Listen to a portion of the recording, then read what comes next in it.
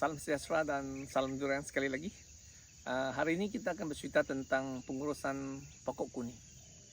Pokok yang sihat datang daripada akar yang sihat. Akar yang sihat datang daripada tanah yang sihat.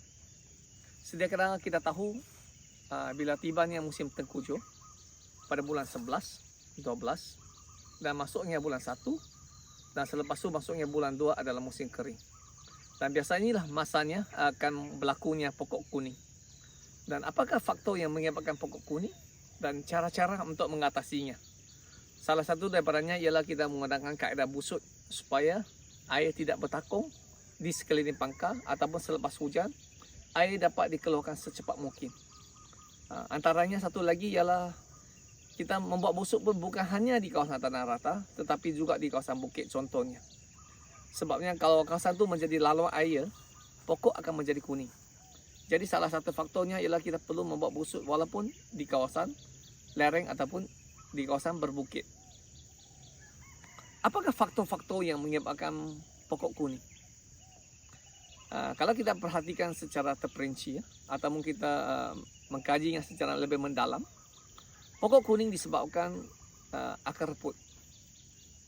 Dan akar reput sebenarnya bermula daripada kelembapan tanah yang tinggi.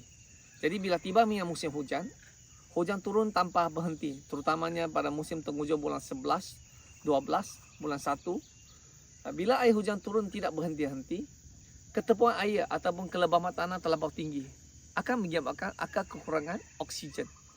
Bila berlakunya kekurangan oksigen, akan menjadi reput. Bila akar reput, pengambilan zat dan juga pengambilan nutrien akan terencat ataupun akan terganggu.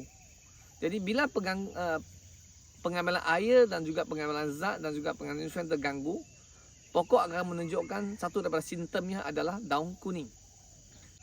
Dan cara-cara untuk kita mengatasinya ialah kita menggunakan kaedah fizikal ataupun persediaan tanah, iaitu kita membuat busut. Dan biasanya kalau kita nak buat busut, ketinggian yang paling bagus adalah 4 kaki kali 15 kalau di kawasan tanah rata.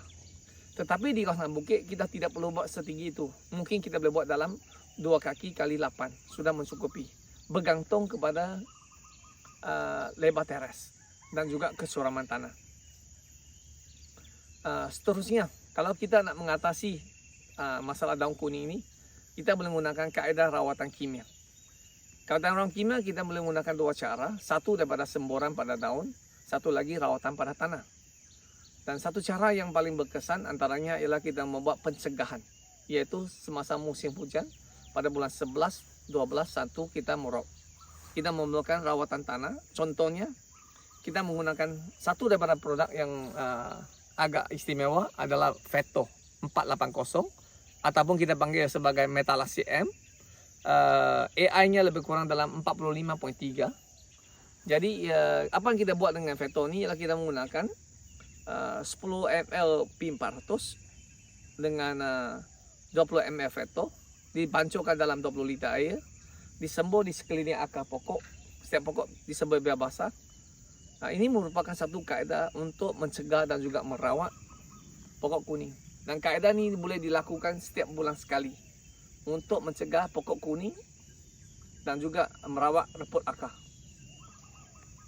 Seterusnya juga kita boleh melakukan kaedah satu lagi, yaitu melalui kaedah semburan daun, yaitu kita menggunakan juga 10 ml P400, 10 ml Veto, 10 ml G232, 10 ml racun serangga contohnya Alanda, dan kita sembur untuk mencegah, dan ditambahnya 10 gram lagi Monsterin untuk mencegah masalah rhizotonia, masalah daun kuning, pertumbuhan pokok yang lebih sehat, tiada masalah silit dan lain-lain. Jadi penggunaan racun biasanya kita akan menggunakan kombinasi 2 racun kulat, 1 racun serangga dan 1 folia baja untuk memastikan pokok kita tumbuh dengan sihat.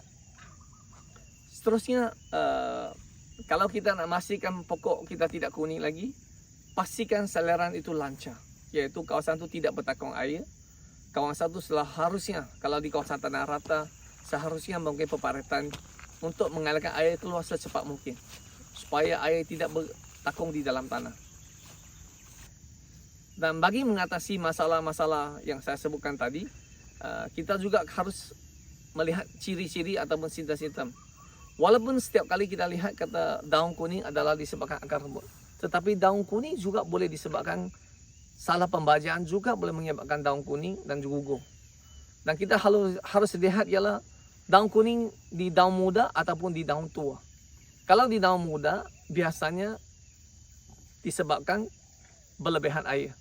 Tetapi kalau berlakunya di daun tua yang kuning banyak, itu disebabkan kekurangan air. Jadi kalau kita nak membaca simptom, kita harus perhatikan ialah daun kuning tua ataupun daun kuning muda. Dan kalau daun kuning berbintik-bintik pula, itu mungkin adalah masalah serangga, contohnya scale insect, teritip. Jadi simptom-simptom yang kita tidak boleh sekali kita memutuskan adalah disebabkan punca. Jadi kita harus mengkajinya. Jadi salah satu daripadanya ialah kita harus mengorek tanah dan lihat keadaan sebenar akar. Adakah akar itu sihat atau tidak? Adakah akar itu diserang oleh penyakit kanker ataupun Phytophthora parmivora ataupun lain-lain faktor. Jadi dalam pengurusan ini sangat penting. Dan semasa musim hujan, kalau boleh jangan buat penyiraman air. Dan juga perhatikan kalau boleh kita dapati rumput di sekeliling kita disimbang tebal. Contohnya kita simbang tebal rumput di sekeliling akar, satu daripadanya ialah kita nak mewujudkan organik yang banyak. Rumput yang sudah reput boleh menghasilkan organik yang banyak menjadi makanan kepada cacing tanah, dan cacing tanah akan mengolek lubang untuk menggemburkan tanah. Jadi ini salah satu daripada faktor kita nak menggemburkan tanah, kita nak memelihara tanah ataupun supaya struktur tanah itu lebih gembur. Biasanya kalau boleh jangan potong rumput terlampau pendek. Kalau boleh simpan lebih kurang dalam 2 hingga 3 inci supaya organik yang dihasilkan itu lebih banyak. Dan seterusnya kalau kita nak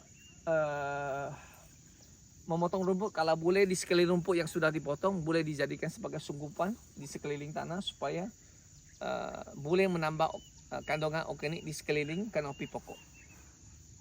Terusnya kita akan melihat keadaan sebenar tanah dan akar, kesihatan akar dalam pokok. Contohnya kita akan keluarkan sedikit rumput dan juga daun-daun yang kita sudah buat sunggupan.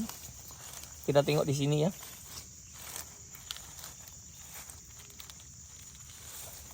Ada kelihatan akar-akar putih ya.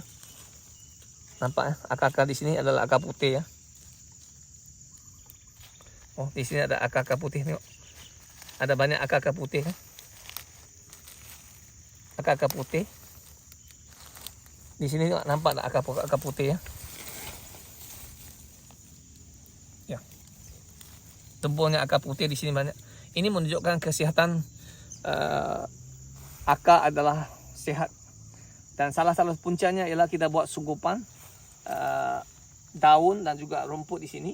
Dan kalau kita perhatikan di sini juga terdapat juga biji-biji baja super green. Satu kebaikan baja super green ini ialah tidak melosokkan akar.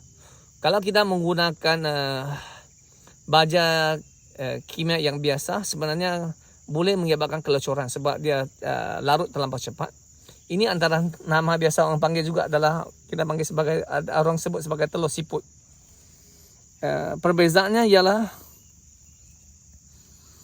yang ni sudah diletak lebih kurang 6 bulan yang lepas, yang ni yang baru diletak. Warnanya satu kuning tua, satu sudah jadi kuning muda. Kelebihannya ialah dia tidak melecokan. Super Green merupakan satu daripada formulasi yang dikhaskan untuk durian. Jadi penggunaannya dia sebenarnya kita boleh gunakan lebih kurang untuk 6 bulan. Sekali kita tabur untuk 6 bulan. Contoh pokok besar ni kita boleh tabur dalam 1 kilo 6 bulan sekali. Dan ini boleh dapat menjimatkan kos perbelanjaan dari segi tenaga buruh. Dan kelebihannya ialah kita boleh mengurangkan masalah larut lesak. Biasanya kalau kita buat pembajaan yang biasa, pada musim hujan nanti, hujan lebat akan menyebabkan larut lesak yang tinggi. Jadi kebaikan baja kita sebenarnya ikut cahaya melalui hujan. Jadi penggunaan baja yang betul juga boleh membantu mengurangkan masalah rhizotonia. Kita tahu sekarang musim hujan juga rhizotonia merupakan satu daripada masalah utama.